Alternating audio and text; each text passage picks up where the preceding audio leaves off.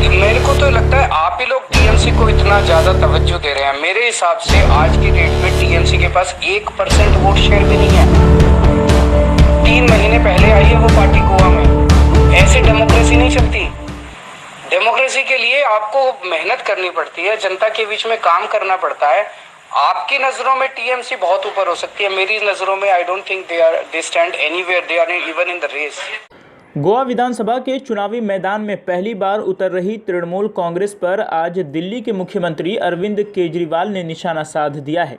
उन्होंने मुख्यमंत्री ममता बनर्जी की पार्टी टीएमसी को लेकर एक पत्रकार के सवाल का जवाब देते हुए कहा कि मेरे हिसाब से टीएमसी के पास गोवा का 1% वोट शेयर भी नहीं है। वो पार्टी 3 महीने पहले गोवा में आई है। ऐसे डेमोक्रेसी नहीं चलती है। डेमोक्रेसी के लिए आपको जनता के बीच काम करना पड़ता है। आपकी नज़रों में टीएमसी ऊपर होगी, लेकिन मुझे नहीं लगता कि वो रेस में कहीं खड़ी भी है। अरविंद केजरीवाल से जब प्रेस कॉन्फ्रेंस में टीएमसी पर उनकी चुप्पी के बारे में पूछा गया तो उन्होंने कहा कि देश में 1350 पार्टियां हैं। क्या मुझे सभी का जिक्र करना शुरू कर देना चाहिए? उन्होंने कहा कि आप केवल पोस्टरों के आधार पर चुनाव नहीं जीत सकते। आपको काम करने और वोट मांगते समय अपनी उपलब्धियों को लोगों तक ले जाने की ज़रूरत होती है। आपको बता दें कि अगले साल 2022 में गोवा में विधानसभा चुनाव होने हैं। बंगाल जीत के बाद मुख्यमंत्री ममता बनर्जी त्रिपुरा समेत गोवा में भी अपना पैर जमाने की कोशिश कर रही हैं। ऐसे में वहां मुकाबला आम आदमी पार्टी से भी होना है। इसी कड़ी में आज अरविंद केजरीवाल गोवा के लोगों के लिए वादों का पिटारा लेकर प्रेस कॉन्फ्रेंस को संबोधित कर रहे थे। इसी दौरान वो टीएमसी पर भी निशाना साधने से नहीं चूके। सबको रोजगार देंगे, बेरोजगार बच्चों को, और जब तक रोजगार नहीं देते बेरोजगारी भत्ता देंगे। तीसरी गारंटी दी थी हमने कि आपको पिलग्रिमेज पे ले जाएंगे, वेलंकनी और अयोध्या और शिरडी और अजमेर शरीफ। चौथी गारंटी दी थी हम लोगों ने कि महिलाओं को 1-1 हज़ार रुपये देंगे 18 साल से ऊपर की महिलाओं को। 5वीं गारंटी थी टैक्सी ऑपरेटर्स को।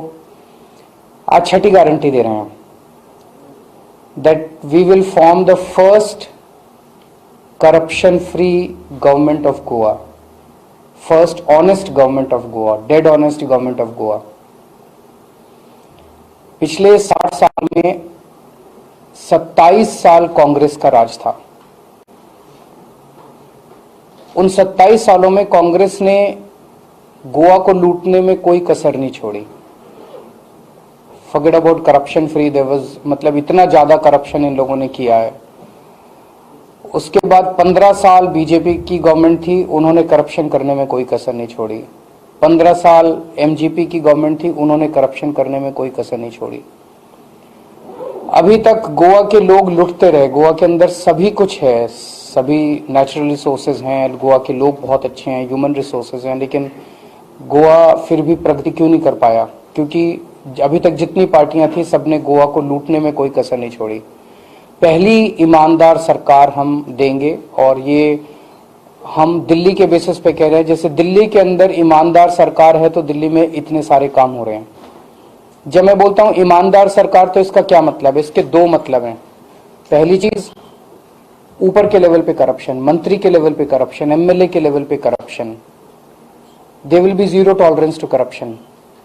मैं अपना एक इंसिडेंट बताता हूं। जब हमारी दिल्ली में सरकार बनी तो सरकार बनने के 3-4 महीने के बाद किसी का मेरे पास, मेरा फोन नंबर काफी जनता में घूमता रहता है, so many people can directly access their chief minister in Delhi. So किसी का मेरे पास एक वॉइस मैसेज आया, तो उसको मैंने जब खोला तो it was a phone record conversation between my food minister and a ration dealer. उस राशन डीलर ने फूड मिनिस्टर के साथ कन्वर्सेशन को रिकॉर्ड किया हुआ था, in which my food minister was demanding 5 lakh rupees from the ration shopkeeper.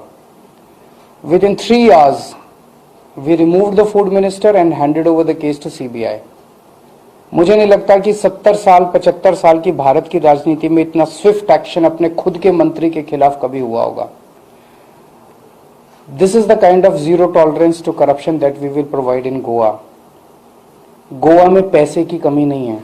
22,000 crore का budget है गोवा में। 22,000 करोड़ कम नहीं होते, and a population of just 15 lakh people. 15 lakh लोगों के लिए 22,000 करोड़ बहुत होते हैं, बहुत ज्यादा।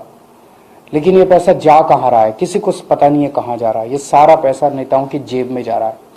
अब एक एक पैसा, एक एक रुपया ये जनता के ऊपर खर्च होगा, जनता के लिए खर्च होगा। अब ये पैसा नेताओं की जेब में नहीं जाएगा, अब ये पैसा जनता के लिए खर्च किया जाएगा। सो कोई भी एमएलए, कोई भी मंत्री, चाहे हमारी पार्टी का एमएलए, दूसरी पार्टी का, it will not be tolerated. अगर कोई गड़बड़ करेगा तो सीधा जेल जाएगा, पैसा रिकवर किया जाएगा। दूसरा, पेटी करप्शन। एक आम आदमी की जिंदगी में जब अगर आपको पंचायत से कोई सर्टिफिकेट बनवाना है, अगर आपको रेवेन्यू डिपार्टमेंट से कुछ बनवाना है, अगर आपको ट्रांसपोर्ट डिपार्टमेंट से कोई काम है, कोई भी काम बिना पैसे के नहीं होता। हर काम के लिए पहले चक्कर लगवाए जाते हैं। जब चक्कर लगा लगा के आदमी थक जाता है तो फिर वो किसी दलाल को पकड़ता है, दलाल को पैसे देता है और पैसे देके अपना काम कराता है। होता है कि नहीं होता ऐसे? अब ये नहीं होगा, इसको बंद करेंगे।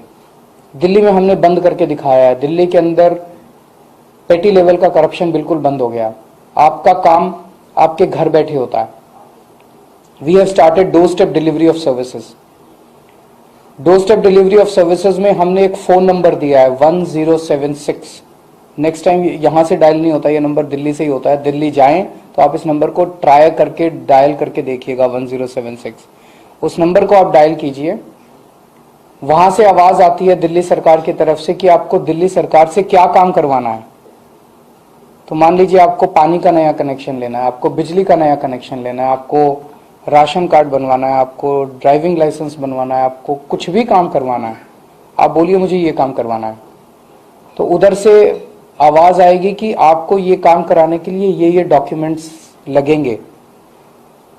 आप ये डॉक्यूमेंट्स कब तक तैयार कर लेंगे, हम आपका काम करने के लिए कब आए आपके घर, वो आपसे अपॉइंटमेंट लेते हैं।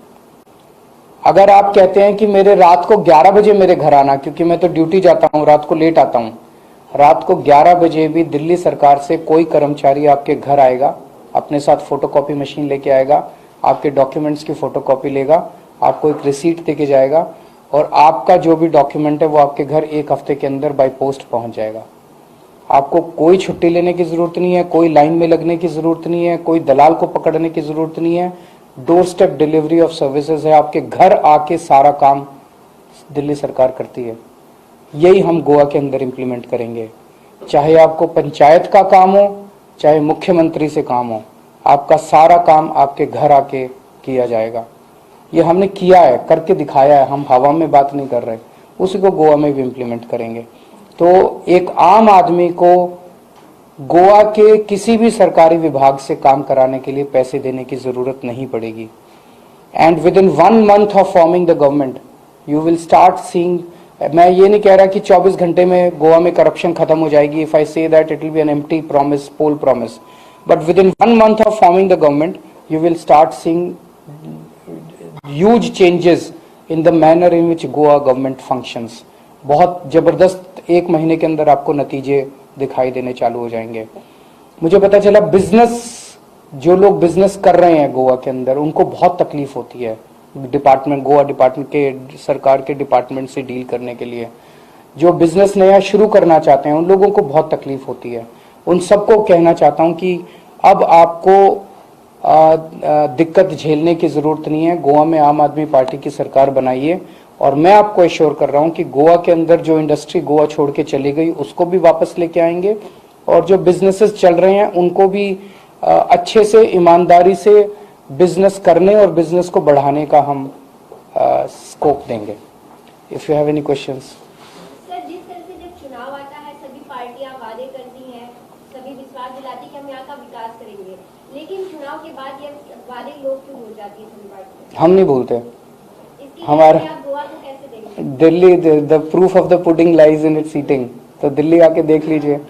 मैं तो सबको इनवाइट करता हूँ, हमें बिना बताए दिल्ली आइए और वहाँ किसी भी आम आदमी से बात कर लीजिए। अभी दिल्ली के अंदर हमने एक इंटरेस्टिंग, दिल्ली में हमने ट्रांसपोर्ट के सारे ऑफिसेस बंद कर दिए हैं, रेवेन्यू डिपार्टमेंट के सारे ऑफिसेस बंद करते जा रहे हैं। हम कह रहे हैं अब आपको ऑफिस आने की जरूरत ही नहीं है।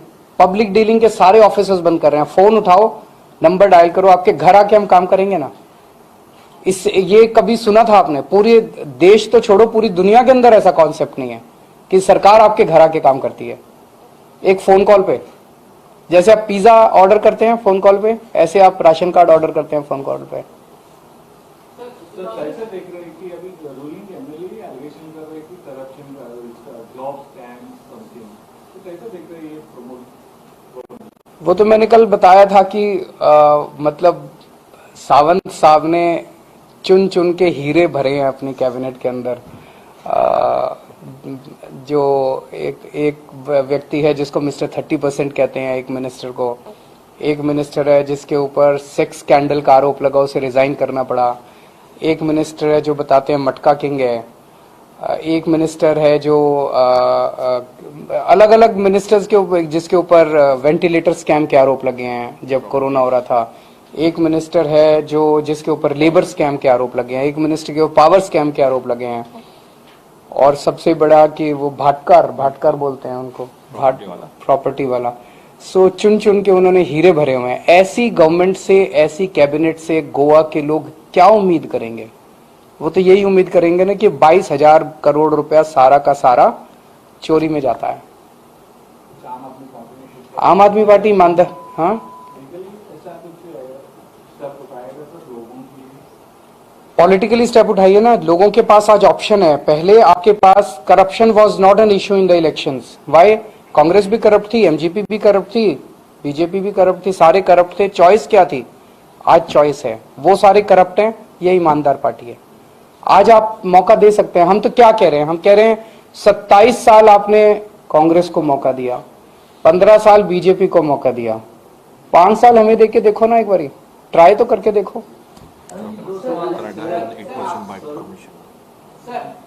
बीजेपी के बाद आप प्री पोल अलायंस आपने बताया कि टीएमसी के साथ जाना है तो हम प्री पोल भी पोस्ट पोल अलायंस करेंगे, बट एक्चुअली कल आपने बीजेपी के ऊपर निशाना साधा है, कांग्रेस के ऊपर निशाना साधा है, टीएमसी के ऊपर नहीं साधा है, पर आप बता रहे हैं कि एमजीपी करप्ट पार्टी है, एमजीपी टीएमसी के साथ गई है, कैसे देख रहे हो? मेरे को तो लगता है आप ही लोग टीएमसी को इतना ज्यादा तवज्जो दे रहे हैं। मेरे हिसाब से आज की डेट में टीएमसी के पास 1% वोट शेयर भी नहीं है। 3 महीने पहले आई है वो पार्टी गोवा में। ऐसे डेमोक्रेसी नहीं चलती। डेमोक्रेसी के लिए आपको मेहनत करनी पड़ती है, जनता के बीच में काम करना पड़ता है। आपकी नजरों में टीएमसी बहुत ऊपर हो सकती है, मेरी नजरों में I don't think they stand anywhere, they are even in the race. Why should I? Because they are not in the race. There are 1350 parties in the country. So should I start mentioning everyone? जी 2 सवाल। एक local ये कि mining को लेकर बहुत unrest जो है तमाम तरह से आता है। सब ये कह रहे हैं हर सरकार के थी चालू करेंगे। आपकी कोई स्ट्रेटेजी है या सिर्फ आप वादे? हमें वो मौका तो देके देखो। इनको 10 साल दिए आपने, 10 साल में इनसे नहीं हुआ माइनिंग चालू। हमें ट्राई करके देखो। हम कह रहे हैं 6 महीने में करेंगे। 6 महीने में माइनिंग चालू करके दिखाएंगे। इनकी नीयत खराब है। कोई कहता है ये इसलिए नहीं कर रहे, वो उसको ठेका देना चाहते हैं, वो माइनिंग ऑक्शन इसलिए नहीं, उसको देना चाहते। सबका कहीं ना कहीं वो भिड़ा हुआ है, कहीं ना कहीं कुछ ना कुछ टांका भिड़ा हुआ है। कोई इसको देना चाहता है, कोई इसको। नीयत खराब है, अच्छी नीयत नहीं है। अच्छी नीयत वाली सरकार आएगी, सब समाधान, सब मसले हल होंगे। एक नेशनल सवाल हो रहा है कि सरकार इलेक्टोरल रिफॉर्म्स ला रही है, वोटर आईडी कार्ड और आधार कार्ड के जरिए। आम आदमी पार्टी क्या है? अब तो पास हो गया मेरे ख्याल से। तो आप विरोध करेंगे या? क्योंकि कहीं भी लोग कह रहे हैं कि सबके पास आधार कार्ड नहीं। इसके बहुत ज्यादा प्रॉब्लम्स हैं। इसको इम्प्लीमेंटेशन करने की भी बहुत ज्यादा प्रॉब्लम्स हैं। आइडियोलॉजिकली भी इसके बहुत ज्यादा इश्यूज हैं इसको इम्प्लीमेंट करने में। कैसे ट्रांसपेरेंसी आएगी? जैसे बता रहे हैं कि जो अनवोटेड जो थोड़ा सा ये हो रहा है, वोटिंग हो रहा है, डबल वोटिंग। देखिए, आधार पूरा सिस्टम जो है उसके अंदर ही अभी बहुत सारी प्रॉब्लम्स हैं। आपको बहुत सारे ऐसे लोग मिलते हैं जिनके आधार कार्ड नहीं है। बहुत सारे ऐसे वो हैं जो फेक आधार कार्ड हैं। फेक आधार कार्ड कितने सारे मिल रहे हैं। तो जो पूरा सिस्टम आधार कार्ड का है वही अगर ठीक नहीं है तो उसको बेसिस बना के पूरे के पूरे इलेक्टोरल रोल्स को उस पर बेस कर देना, वो कैसे ठीक हो सकता है? अरविंद जी, आपने एक प्रोग्राम के दौरान कहा था कि इलेक्शन जीतने के लिए वोटिंग और पोस्टर नहीं करना चाहिए, काम करना जरूरी है। बट आज आम आदमी पार्टी के भी पोस्टर। पर मैंने ये कब कहा मैं पोस्टर नहीं करना चाहिए? मैंने ये कभी नहीं कही। और आप मेरे मुंह में शब्द डाल रहे हैं। और प्रचार तो करना ही पड़ेगा। अब जैसे मैं गोवा में आया, गोवा में आके मेरे को ये तो बताना पड़ेगा ना लोगों को, भाई दिल्ली में ये किया, यहाँ भी करेंगे, हमें वोट दो, नहीं तो लोगों को पता कैसे चलेगा? तो वो प्रचार तो करना ही पड़ेगा। आपका ही कहना था कि पोस्टर से चुनाव नहीं जीते जाते हैं। हाँ, केवल पोस्टर से नहीं जीता था, काम करना पड़ता है और फिर काम को जनता के बीच में ले जाना पड़ता है। हम काम करते हैं। कांग्रेस और बीजेपी गवर्नमेंट को भ्रष्टाचारी बोल रहे हैं, दूसरी तरफ उनके एमएलए आप आपके पार्टी में शामिल कर रहे हैं। हमने चुन चुन के किए। देखिए, ये कहना कि कांग्रेस में जितने हैं सारे चोर हैं, ये गलत होगा। ये कहना कि बीजेपी में जितने हैं सारे चोर हैं, गलत होगा। वहां भी अच्छे लोग भी हैं। मैं तो हर मीटिंग में बोलता हूं कि उनके जो अच्छे लोग हैं वो उन पार्टियों में सफोकेटेड फील कर रहे हैं, उनकी सुनवाई नहीं होती, बिकॉज उनके पास वो तो बेचारे कमाते नहीं है, कमा के देते नहीं है ऊपर वालों को। मैं उन सबको इनवाइट करता हूं हमारी पार्टी में कि जितने ईमानदार लोग हैं, बीजेपी के, एमजीपी के, कांग्रेस के, सब इधर आ जाओ। अब एक ऑप्शन है, अच्छी पार्टी आई है। अब लेकिन आप एलिगेशन भी कर रहे हैं, उनको भी बुला रहे हैं। मैंने बताया तो सही, अच्छे लोगों को बुला रहे हैं। तो मेरा सवाल है, गोवा के अभी तो 17-18 लाख पॉपुलेशन हो जाएंगे। अब क्या 5 गारंटी दिए हैं, उसमें सिर्फ पैसा ही पैसा खर्चा है। ये 22,000 करोड़ और इनके अंदर आप अगर कैलकुलेशन करके देखें तो क्या क्या फैसिलिटी आप दे सकते हैं? सारी दे सकते हैं, करके दिखाया दिल्ली में। दिल्ली में जब कांग्रेस की सरकार थी शीला दीक्षित जी की, तो सरकार घाटे में चल रही थी। जब भी कोई काम कराने जाता था मैडम से, तो वो कहती थी कि पैसा नहीं है, घाटे में है सरकार, घाटे में, पैसा नहीं है, पैसे की कमी है। जैसे अभी गोवा में बोलते हैं। अब हमने सब कुछ कर दिया। अब दिल्ली सरकार पहली बार मुनाफे में चल रही है। सीएजी की रिपोर्ट आई है, उस रिपोर्ट में लिखा है Delhi government is the only government running in profits in the country. हमारी प्रॉफिट में चल रही है। पुराने जितने लोन थे सारे वाइप आउट कर दिए और इतनी सारी चीजें फ्री भी दे रहे हैं। केवल एक चीज, हमारी नीयत साफ है।